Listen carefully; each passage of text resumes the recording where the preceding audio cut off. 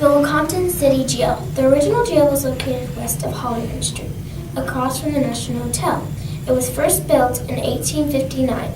The jail was 15 feet wide by 20 feet long. Besides prisoners, it was used to hold slaves whose owners were staying at the hotel.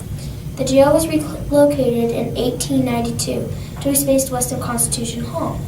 This jail was 15 feet long by 10 feet wide. It was used from 1892 until the 1920s. After that, all the prisoners were taken to the Douglas County Jail in Lawrence.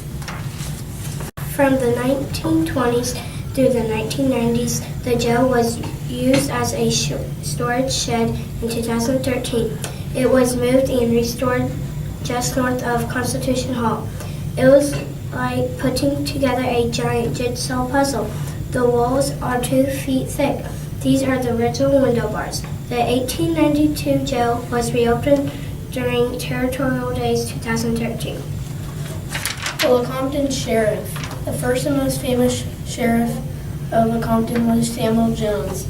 He was appointed sheriff in 1855. A strong pro-slave supporter, Sheriff Jones is linked to the Walker-Usa War of 1855. In 1856, he led raid into Lawrence, which resulted in the burning of the Free State Hotel and the destruction of 2 Free State newspapers.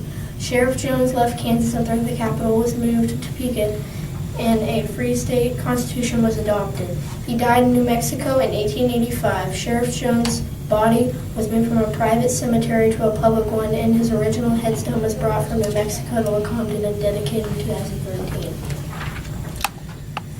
By far the most famous prisoners held in Lecompton were those Free Staters captured after the Battle of Hickory Point. A large number of Free Staters were captured trying to hijack a large wagon train of weapons headed to the pro-slave forces in Lecompton.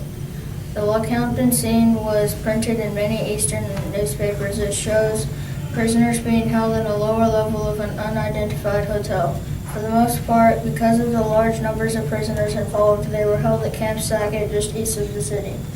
Among those held were future Governor Charles Robinson, John Ritchie, an organizer of the Underground Railroad in Topeka, and one of the founders of Washburn University, and John Brown Jr., the oldest son of John Brown.